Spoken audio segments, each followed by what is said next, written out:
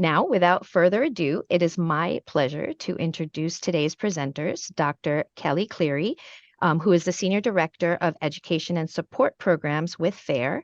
She is a pediatrician and a food allergy mom. Tamara Hubbard is a licensed clinical professional counselor trained in marriage and family therapy with more than 18 years of experience. Tamara is the founder and CEO of the Food Allergy Counselor and also a food allergy mom. Thank you for joining us in today's webinar. FAAR thanks Genentech for sponsoring this webinar, Too Much, Not Enough, Finding the Just Right Balance of Your Parental Food Allergy Anxiety. Great. Take it away, Kelly and Tamara.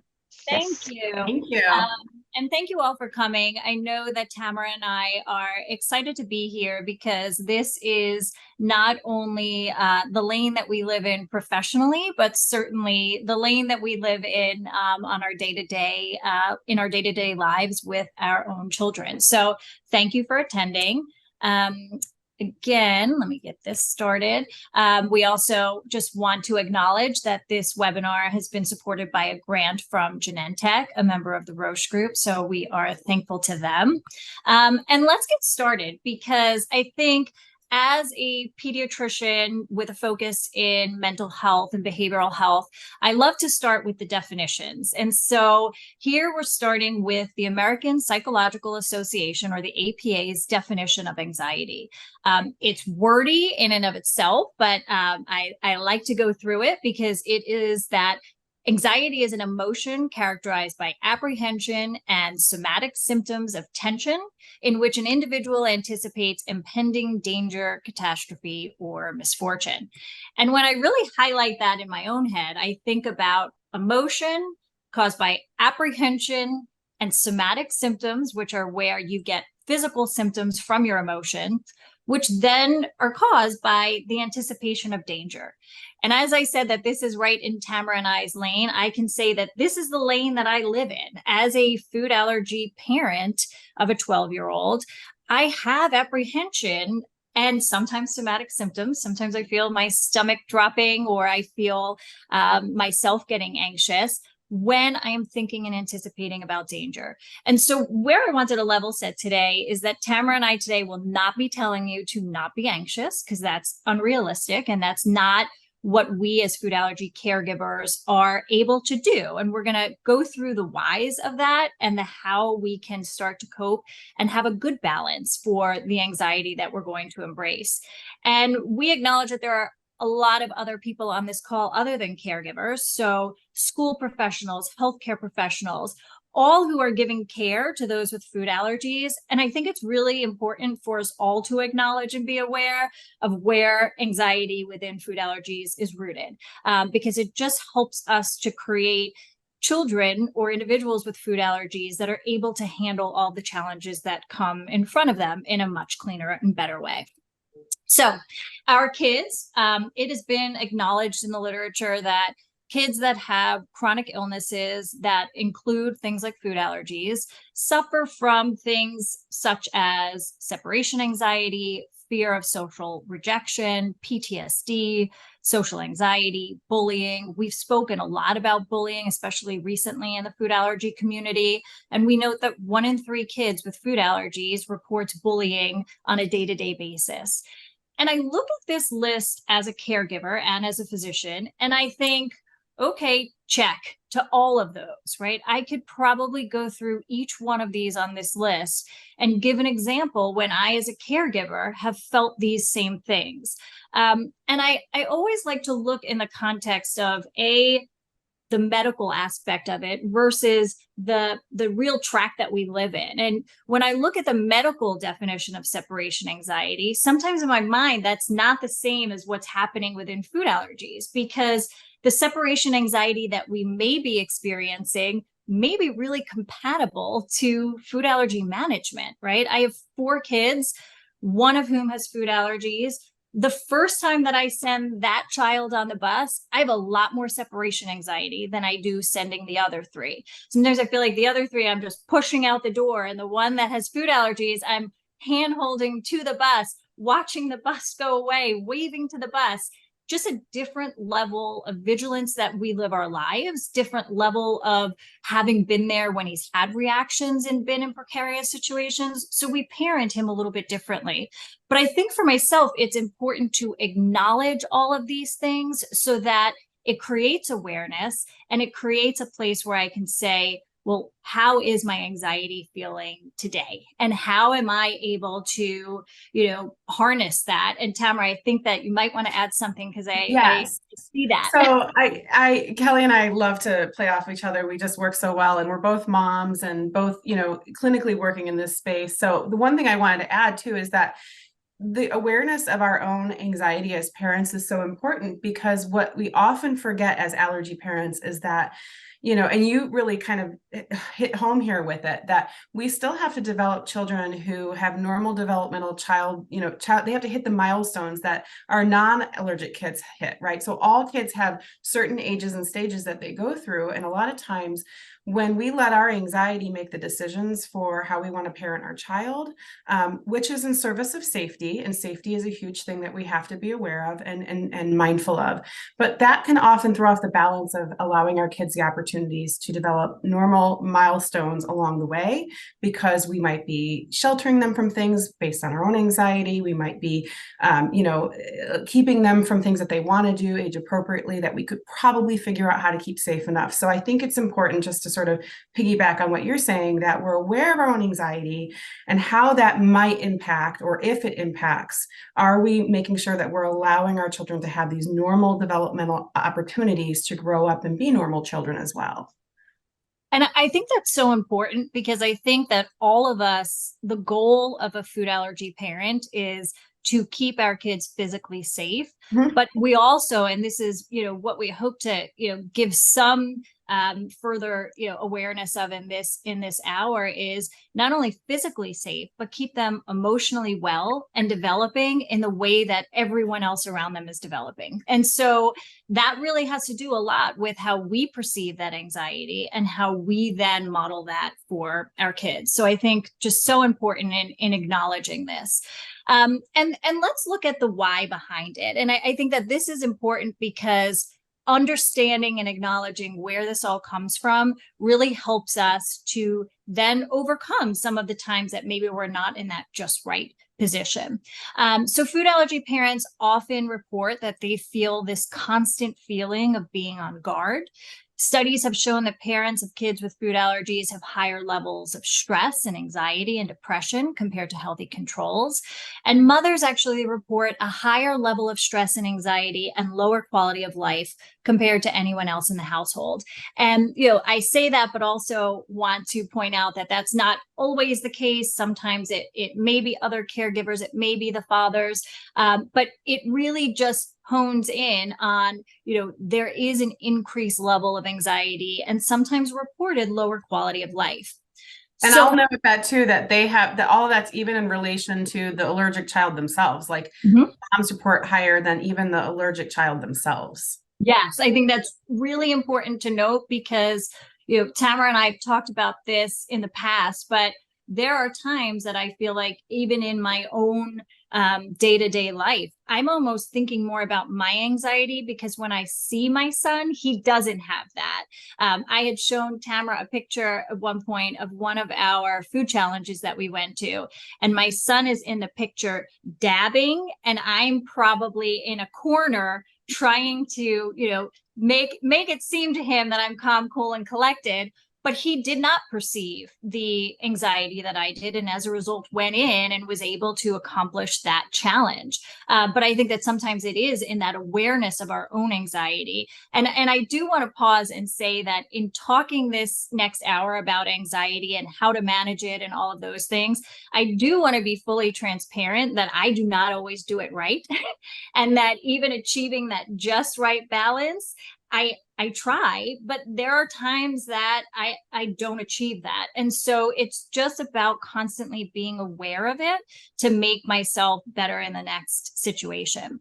But I think about, and this I kind of put my lens on first as a physician. So food allergy management and having taken care of patients. And I spent many years in the emergency room as an attending in the emergency room.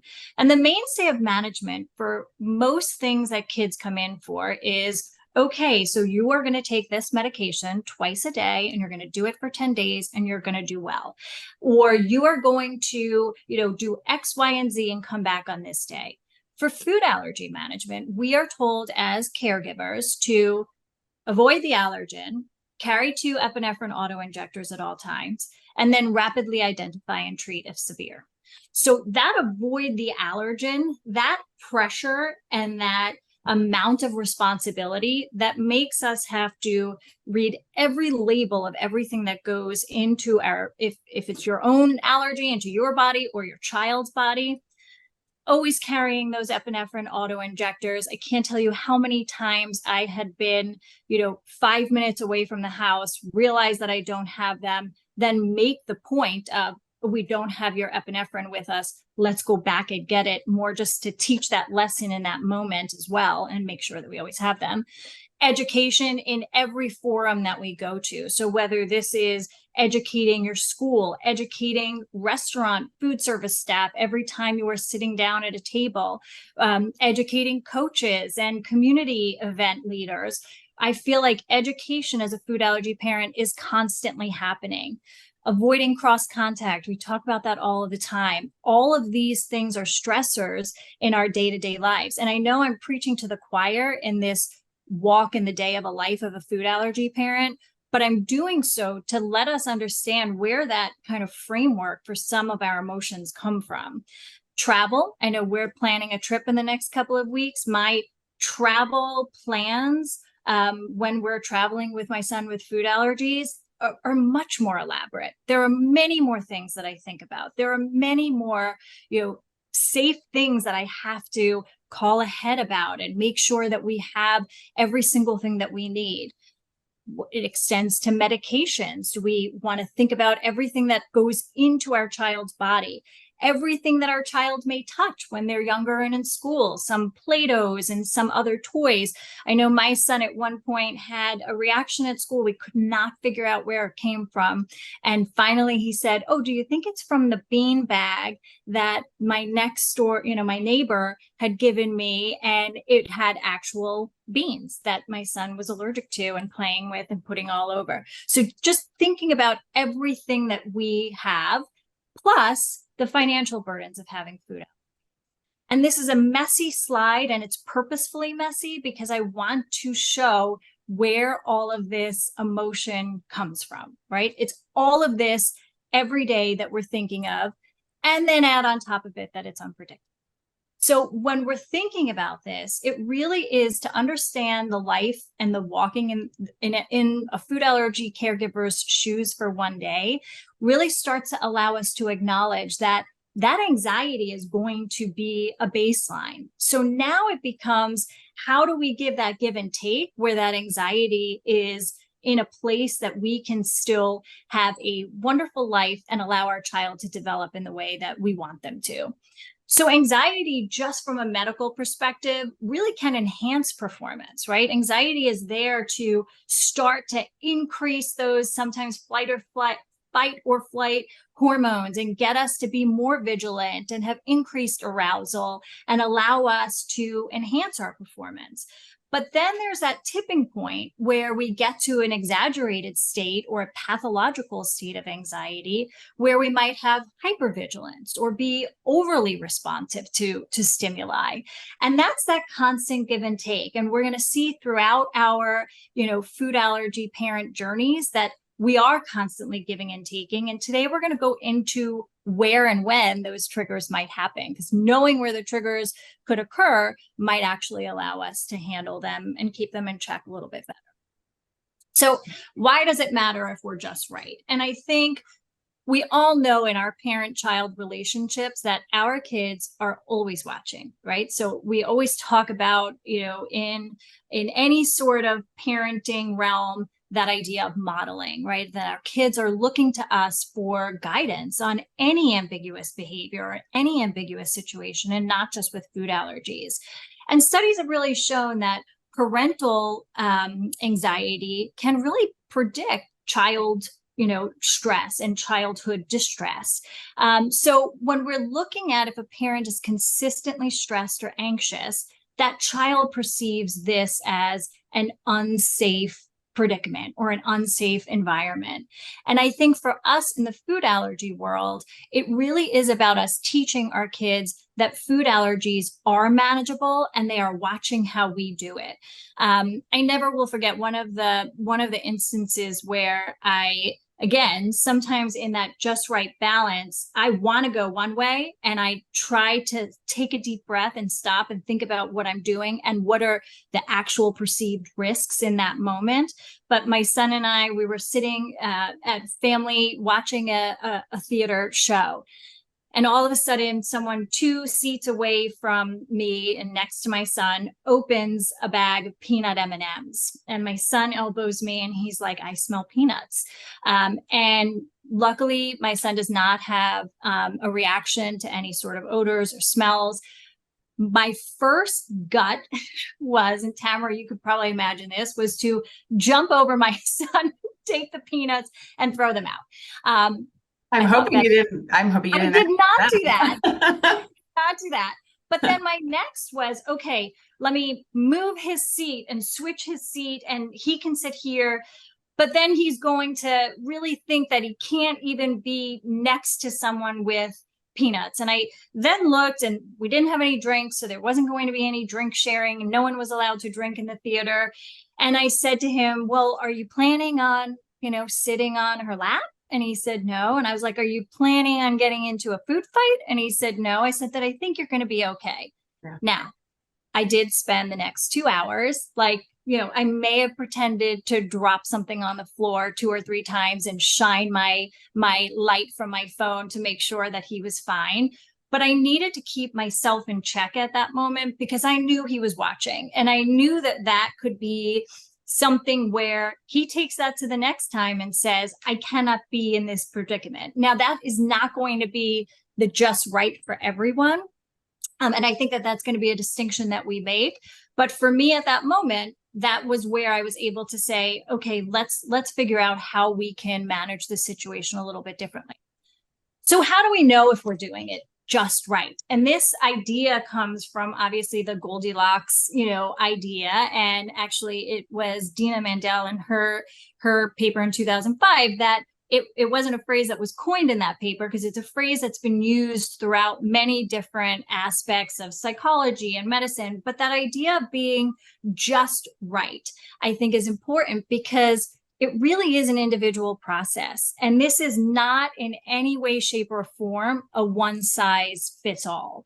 And I think that when you think about it being an individual process, it depends on the number of food allergies, severity of reactions, duration of diagnosis is, I think, an enormous component. There was a study done that looked at parents of young children who had been diagnosed within a year. And in that study, they found that over half of those families avoided social situations, or changed social situations, avoided travel, avoided restaurants, and a good portion of those parents had decreased the amount of hours that they had worked. Now that, when you look at that study and how that group of parents was reacting to the diagnosis, that would be very different if you looked at kids that were 10 years out. And I know I can say this, and I'm sure Tamara, you can add the same, but the way I parent today as a 12-year-old, a mom of a 12-year-old, is very different than the way I parented as a 2-year-old because the risks were different and that his developmental, even capacity was different. Would you say the same, Tamara? Absolutely. I mean, if we have multiple things going on at the same time, like you're saying, we have the child's age and stage, and so initially we're the ones fully responsible for their safety. But as they grow up, we have to allow them more opportunities to develop their own responsibility for their food allergy, and so that does change things. It doesn't mean that anxiety goes away. It just might mean different things may trigger our anxiety.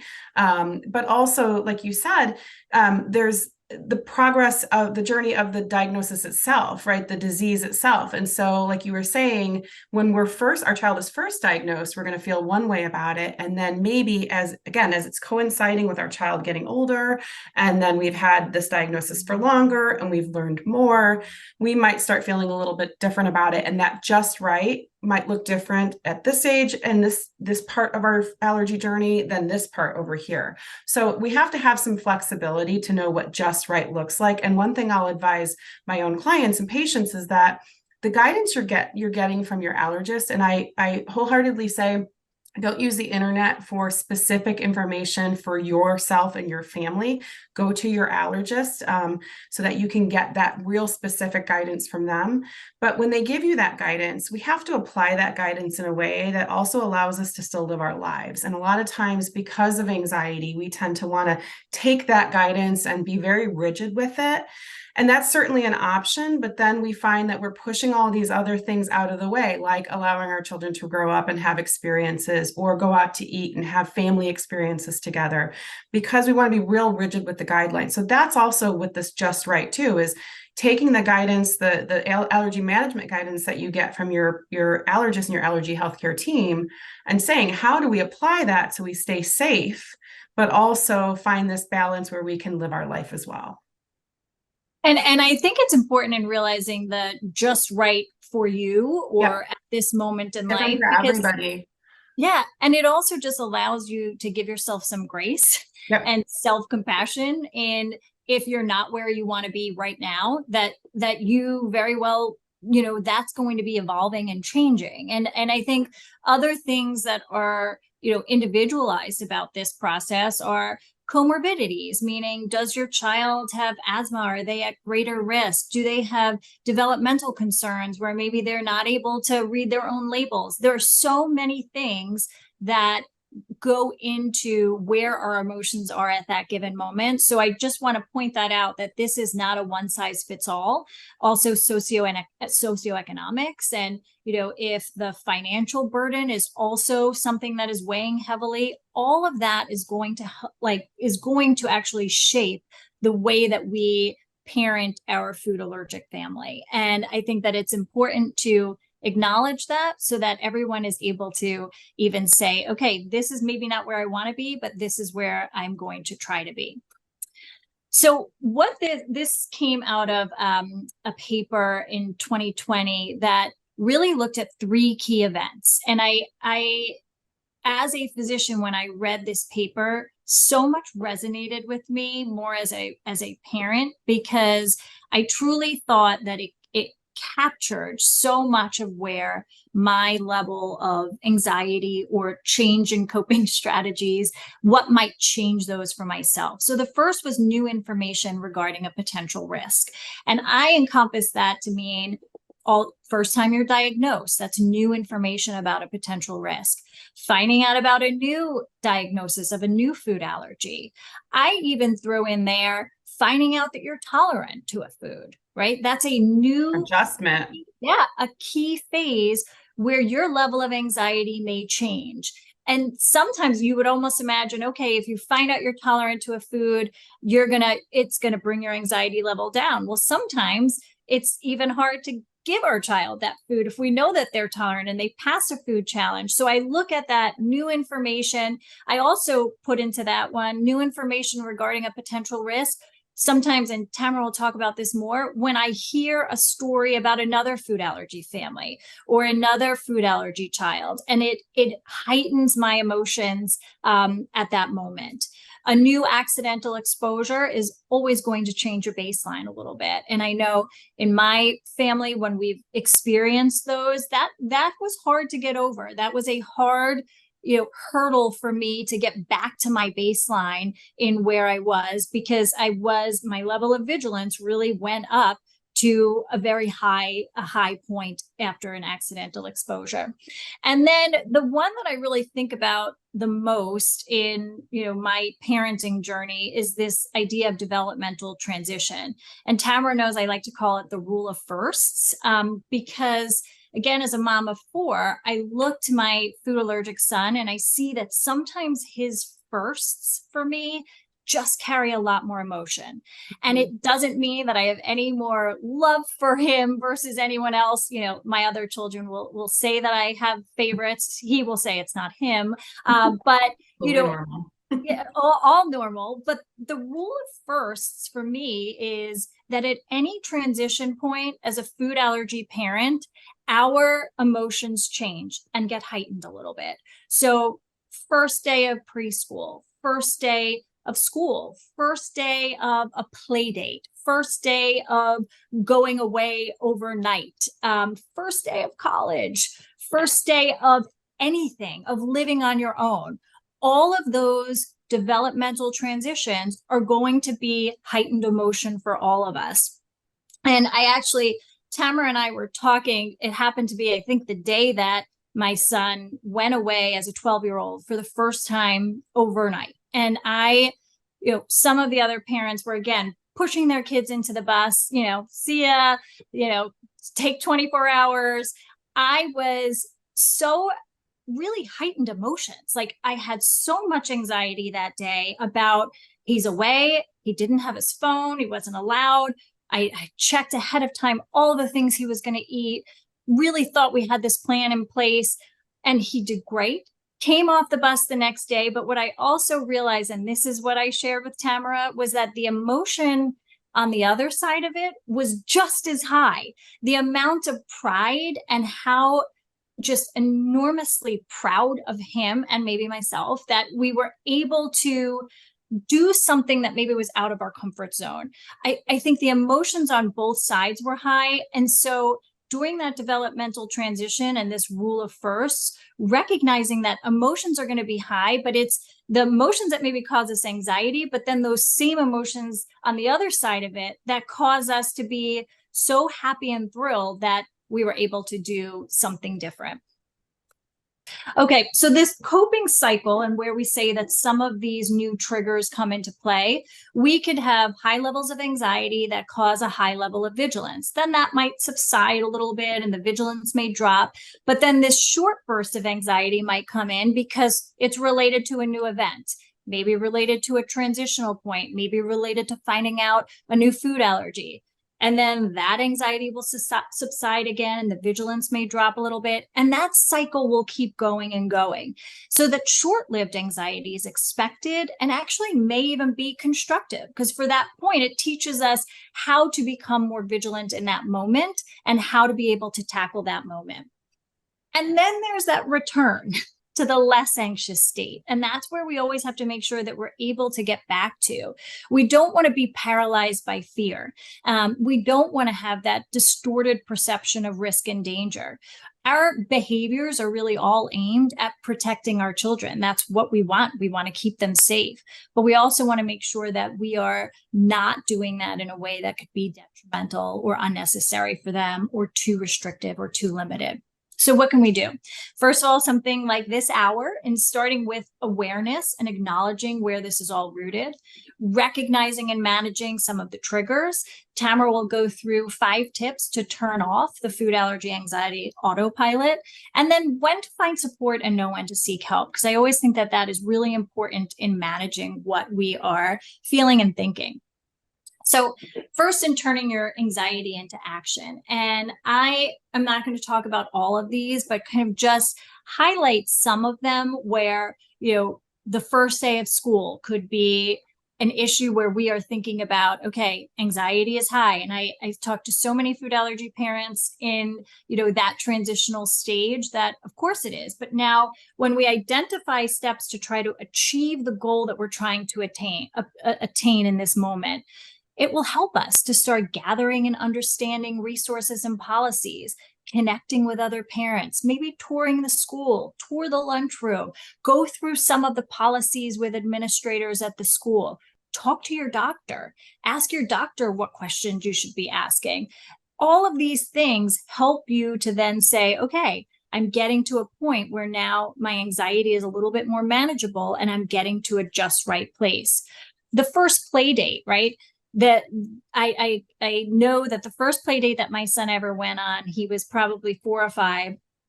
I dropped him off, and I say dropped him off. I allowed him out of the car and walked him up. And then I sat in my car for the next hour and a half outside of that play date's home. And not knowing that my 4 or 5-year-old at that time saw that, he came back in the car and he said, I didn't realize that every mom waits outside during your play date. And I'm like, nope, just this one.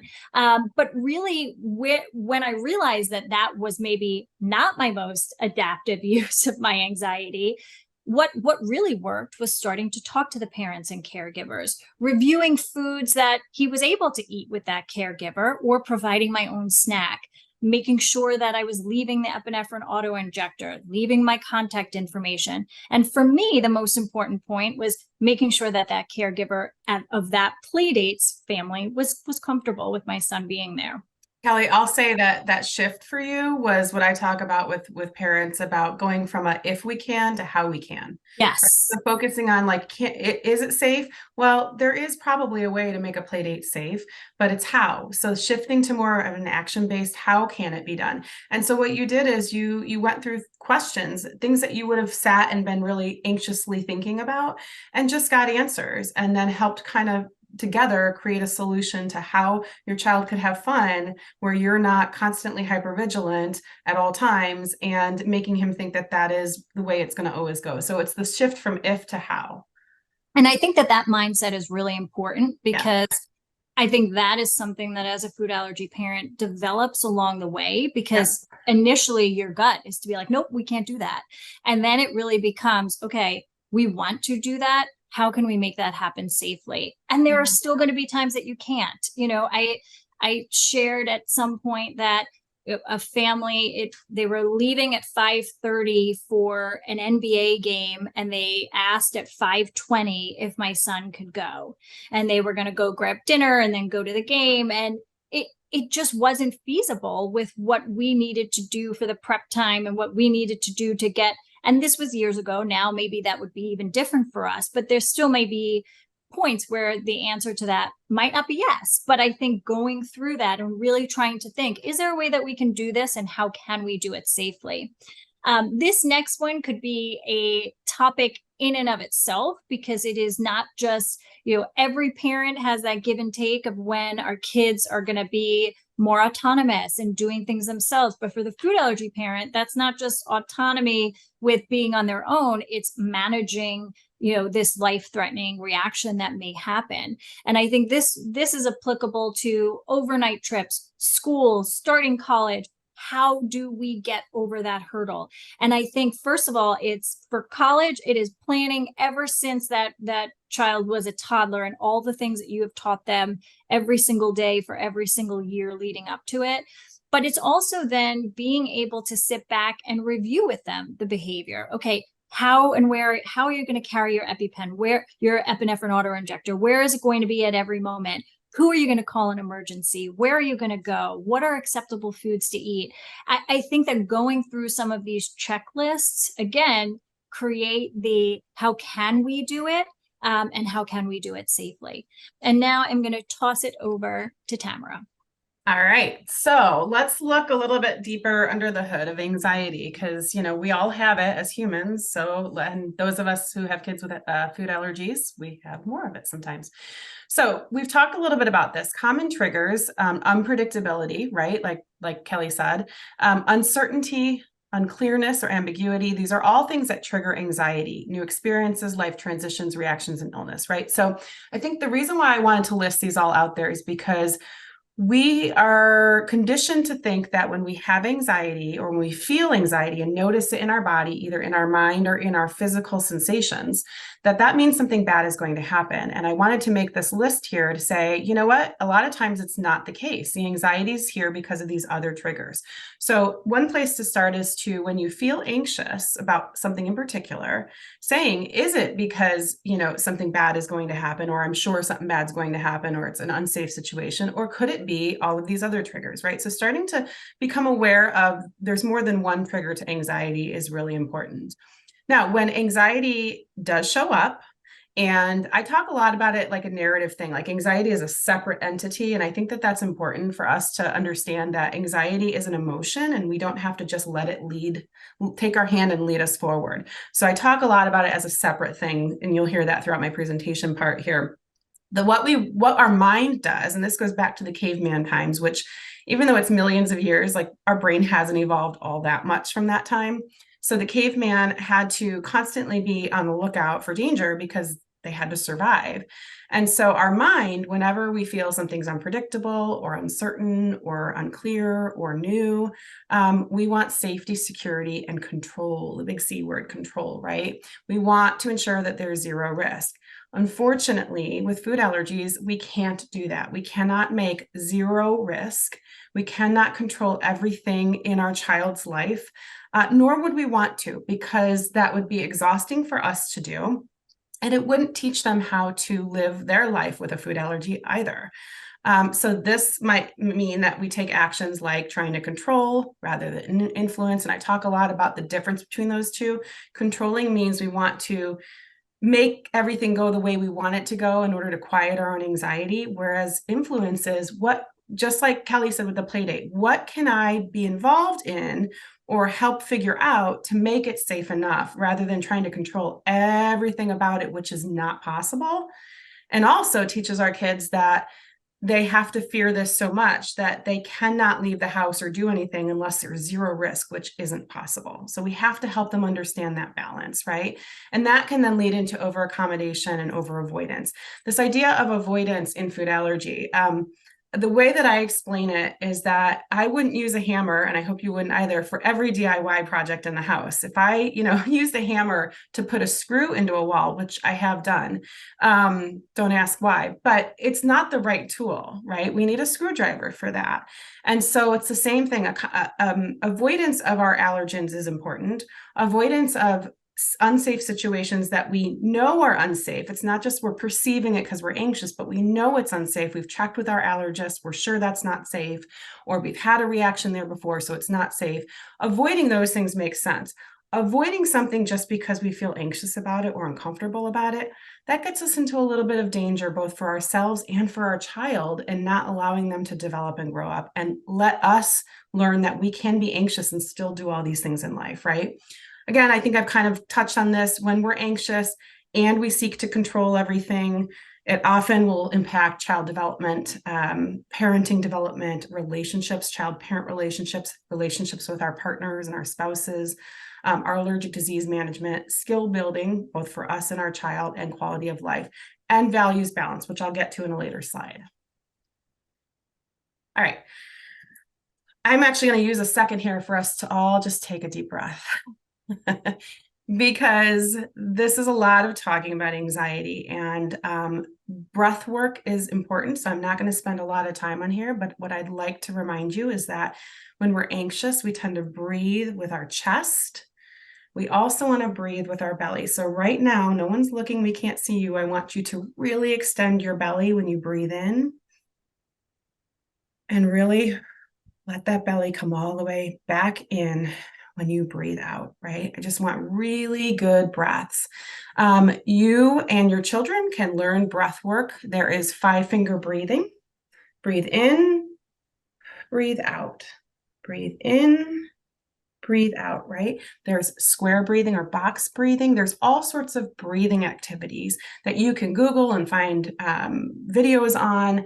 And the reason why I bring up breath work is that breath work, breathing, regulating our breathing when we're anxious, sends a signal to our mind and our body, hey, we don't need to be in fight or flight. It's okay. I'm just feeling anxious. And it gets us back to rest and digest so that we can start thinking clearly again. And maybe the butterflies in our tummy start to calm down. It's a good skill for our kids to know, any age, and for us to use. So I thought it'd be a good idea just to do a quick breath here. Go ahead. All right. So what we've been talking about through this whole presentation is a shift in mindset and perspective. I'll have parents say to me, yes, but if I do that, how will I make sure my child is safe? We will, because that's our automatic our mode is to keep them safe, right? So what that shift looks like is we want to have a growth mindset, right? If we're a parent of a newly diagnosed child and we see all these other parents with older kids who are able to do things like go out to eat and travel, and we go, gosh, I really want to be able to do that. That growth mindset of I'm not there yet, but I'm working on it and I'll get there at some point is important, right? We can grow, we can gain skills that help us to do this allergy parenting thing the way we want to. We might not be there in that moment, or maybe we're in a new transition and we have to sort of relearn again some skills and kind of find that balance again, but we'll get there, right? So we do growth mindset plus focusing on the present moment and short-term goals. And what I mean by that, you'll see the 6 stages of allergy parenting, which is something I adapted from the work of Ellen Galinsky. And you can find more about this on the Food Allergy Counselor website. There's a couple of articles. There's a free download as well, 7-page download on this, looking at each stage. But what I tell people is if you have a 3-year-old, don't be focusing on high school. Don't be focusing on middle school. Don't be even focusing on elementary school. We want you to keep in mind that the long term, and that's the next piece down, the reminder of the long-term goal is what Kelly says. We're trying to raise these kids who are going to be able to manage their food allergy on their own without us there as their adults. I know, terrifying, but it needs to happen. But if we are constantly thinking too far in the future, we're going to render ourselves too anxious to function in the current stage that they're in. So we really need to stay focused on what are our goals and our tasks in helping our child adapt to their food allergy, helping our family, ourselves adapt to this food allergy, and live a balanced life between safety and all the other things we want to enjoy in life in this current age and stage. And then know that each stage builds on the stage before it. So the skills we teach our child at 3 are going to be built upon through each age and stage, so that by the time they're in high school, like my 14-year-old son is, my allergic son is 14. I have an older son who's a junior, so both are in high school, one with a food allergy, one without. But at 14, they've got all these basic skills, and now we're working on other skills like self-advocating, and we're talking, about social situations and having them learn how to develop those skills in that age, right? So again, staying focused on the stage you're in, the skills you need to learn for yourself, teach your child, and then know that that's going to build eventually to them being adults that can manage it themselves. And Tamara, I think that that's such an important point, because throughout my journey as a food allergy parent, I know that there were times that admittedly I let myself think ahead. And I could have never thought ahead to where we are today at 12 when we were 3 or 2. No, because by the way, the mind, what we think it'll look like and what it actually looks like is usually not the same. Yeah. So whatever your mind thinks 10 years from now is going to look like is probably not that accurate. So don't get too hung up in that. Just know that what you're doing today will help the 10 years from now.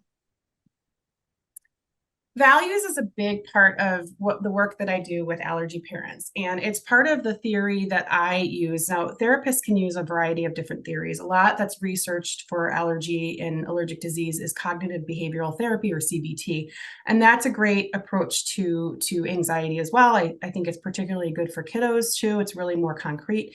But I use a lot of acceptance and commitment therapy, or ACT, and ACT talks a lot about values. And one of the things that I see in allergy parents, myself included, is that because we're so focused on the value of safety, we actually oftentimes forget about all the other values that we want for ourselves, for our family, and for our children. The things that we need to teach, right? Goals are different. Goals are things we want to achieve. Values are the way we want to live, the people we want to be, the way we want to show up, what our family stands for. So examples, we want to teach our kids to be adaptable. We want to teach them that connection is important, that courage is helpful, that they can have gratitude even if they're sad about missing out on a birthday party, that they can have hope even though they feel like they have this allergy forever, right? That they can be open-minded, that they can persevere, that they can become responsible, be trusted and trustworthy, and that they can focus on their well-being. So one of the things that is really important to finding that just right balance with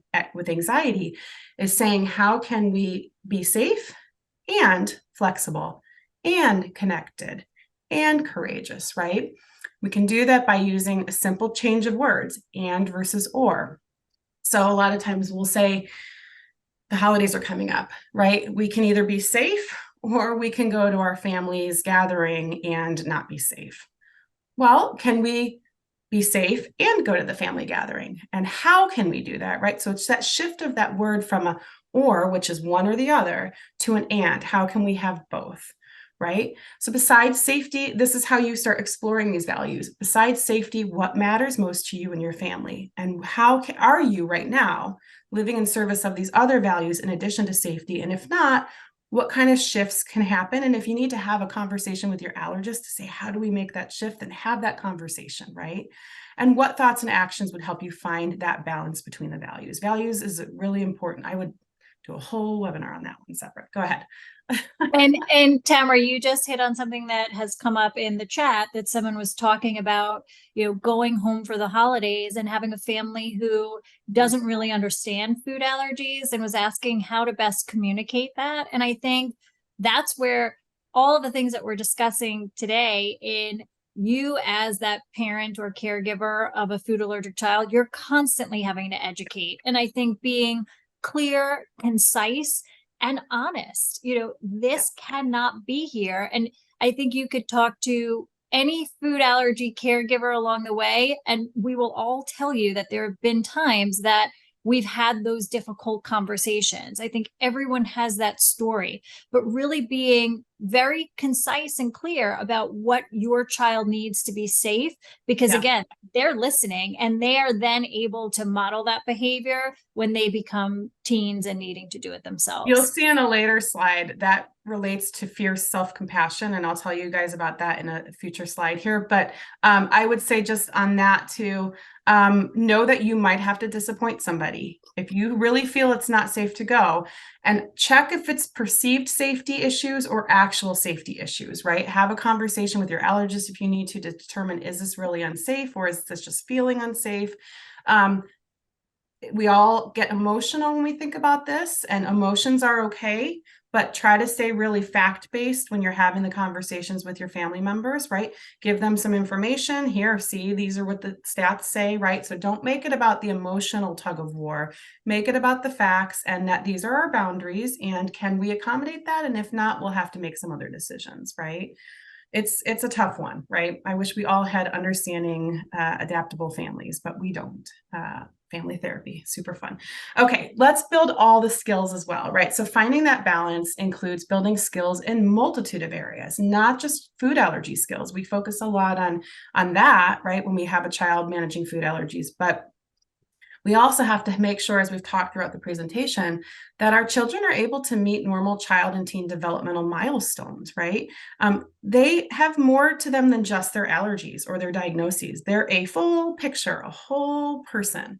And so we want them to be able to build skills in all of those areas, not just managing their food allergy. And those two things often will go hand in hand. So they need to both have skills built at the same time. As our children are developing, we're developing our own parenting identities. So we need to be able to build skills in that area, and we need to help them manage the mental health and emotional wellness piece. The thing about skill building, and this is the scary part of it, is that in order to build skills, we have to do something that probably feels uncomfortable. We have to get outside of our comfort zone, and that's where growth happens. Doesn't mean we have to go so far out we're completely unsafe, and it doesn't mean we need to make huge leaps outside of our safety, our comfort zone, but baby steps, right? Because how we build skills is by being uncomfortable, learning we can do something or how we can do it.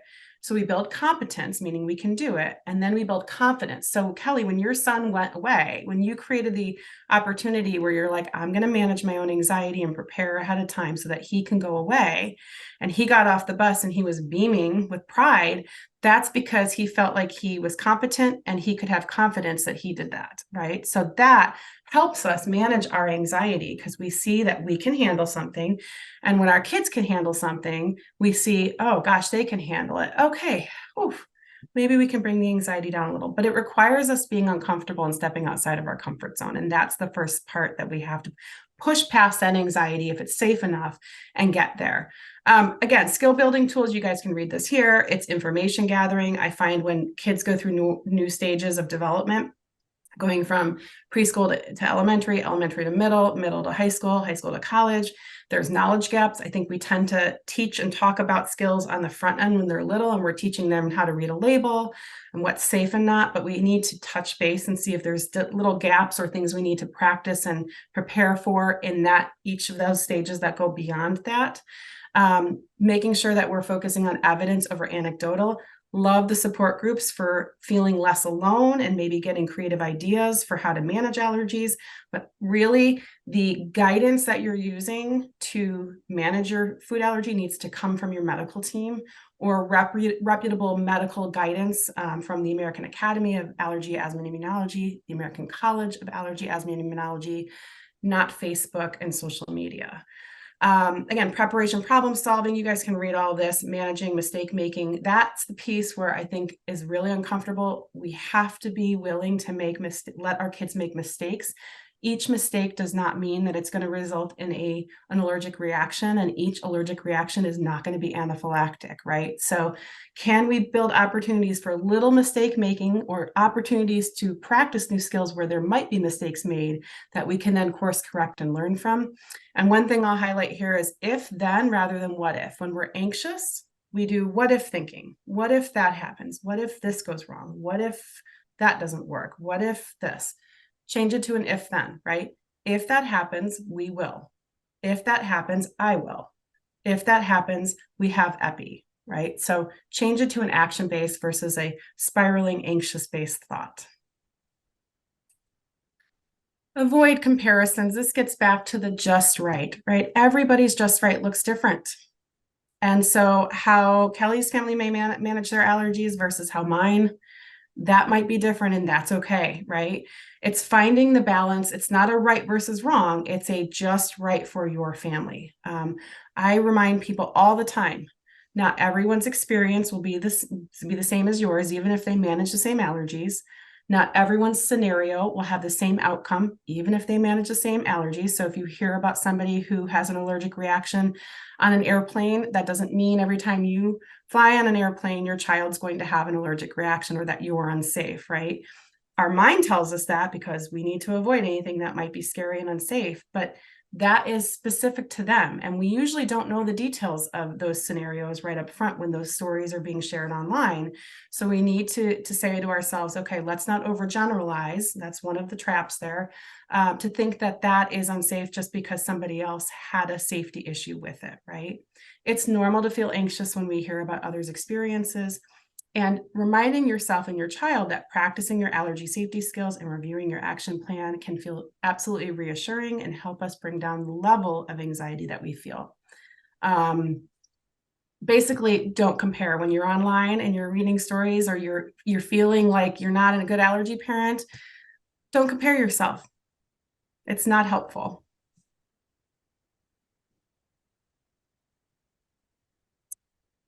Self-compassion. So when this term comes up, I think a lot of times we think about bubble baths, and those are great, and reading a book and, being alone, that's wonderful and not at all usually possible most days. But what I want you to take away from this is that there are two types of self-compassion that we should all be practicing as allergy parents. The tender, accepting kind of compassion towards ourselves. So when we're feeling stressed out or we're feeling like things are really hard, we can be kind to ourselves and speak kindly to ourselves with our self-talk. We can give ourselves grace that we're still learning the ropes and that we'll get there eventually. And we also need this fierce self-compassion, which means that we might need to draw some boundaries and we might say no to something that doesn't feel okay. We might say yes to ourselves and our kids' needs instead of leaning into obligation to other people's needs, right?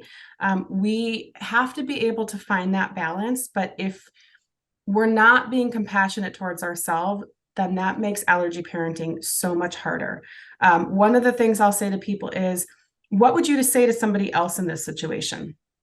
Whatever situation you're struggling with right now or in the past, what would you have said to a friend who was struggling in that situation or to make that decision? Chances are you're going to say something kind and nice and supportive, right? And understanding. Would you say that to yourself? And a lot of people would say, well, no, I would be critical and I would judge myself and I would second guess my decisions. Well, why? We need to be able to speak the way we speak to others, to ourselves. And when we tell somebody else that they should use their boundaries, we should be able to use our boundaries as well. Okay, so we've talked a lot about things we can do to help balance our anxiety. But the next couple of slides are looking at what if you just can't, right? And you really still feel overwhelmed by the age and stage you're at with your kid, by the anxiety you're feeling. Find a support group, right? So there's been studies that have shown that participating in a group format with others who are experiencing the same things that you're experiencing or who have been in the same experiences is really helpful and reassuring and helps reduce that food allergy burden. Both Kelly and I have said we would love it if the last bullet point happened regularly, where after somebody receives a diagnosis, they get follow-up calls to say, hey, that felt like a lot. Do you have any questions? Like, it's a lot to take in. What can I clarify for you, right? When that doesn't happen, I encourage people to reach out to their healthcare provider and their allergist. If there's a question on your mind that's bugging you and you're wondering and you're looking online and you're trying to get information, call them, ask them, because that's probably raising your anxiety. And Tamara, you're not able to look at the chat and give the talk, but to let everyone know, we have support groups at FAIR, and the chat has been so amazing with people sharing experiences. And for me, having my food allergy support group of parents has been invaluable. And I do think Tamara's point of your medical information comes from your medical home, but sometimes that support and rallying comes from this type of team. So we can even probably put a link in the chat of our support groups, because they do activities with large groups in the allergy community, and that level of support for not only caregivers but for the kids themselves is wonderful. Yeah. When should you seek help from, say, a therapist or a support person? Well, again, these are all kind of the obvious ones. If you're having difficulty coping with food allergy-related anxiety, grief, or worry, if you or your child's daily functioning is impacted by that, so like you find that you just can't find that balance, your mind is always focused on the what ifs and the anxiety, and all of your choices are in service of that anxiety, that might be a time where you say, okay, that anxiety is taking over a little bit too much control, and I probably need help balancing that. We might see that after an allergic reaction, or then they're preoccupied with a future reaction, or you are. If you need help, understanding psychoeducation and problem solving in food allergy, if you're having trouble asserting your needs, or your child has trouble self-advocating for themselves to stay safe. Basically, if you're feeling like you could use that support, it's never wrong to reach out to get that support. And again, it's not that we're going to take the anxiety away and say you'll never feel anxious again. That wouldn't be the goal. The goal would be to say, can we help you develop a new relationship with this anxiety so that you and your family can live the way you want to, with the anxiety present at adaptable levels and with the allergy present. And the food allergy counselor, I should say, the foodallergycounselor.com is my organization, and we have a growing list of allergy-informed therapists who have to do an application to even be listed there. A new website is coming out in the next week or two, which will have a searchable directory. But if you're looking for an allergy-informed therapist, that would be one place to go, is the Food Allergy Counselor directory. So again, I think what we hope for you today that you'll take away from this hour with us is to know that you're not alone in how you're feeling. Any feeling or thought you're having, there have been thousands of parents who have had that thought or feeling before. And where they are today is not where they were 10 years ago or 5 years ago. And you won't be in the same place in the future either.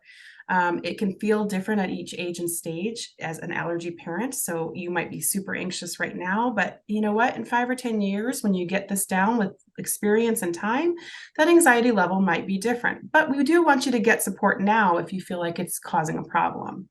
Anxiety isn't a bad thing, right? It's just a human emotion. It's what we do with it and how we respond to it that matters and can create the struggle. But meet your anxiety with curiosity, be aware of it, know what your triggers are, and then use some of the skills we've talked about today to help shift that balance and find a better workable balance for yourself. And here's the resources we've talked about for FAAR and food allergy counselor. Well, thank you. I know we are hitting up right on the hour, and I really appreciate you all staying with us, and just want to give a couple of, well, thank you to Tamara for being with us today. I thank you all. I wish we had more time for questions, but I really thank you for your time here, and I will look forward to seeing you at one of our next webinars. So thank you, Tamara. And I'd also just like one more thank you to the support from Genentech for this webinar. So thank you, everyone, and have a great and wonderful rest of the day.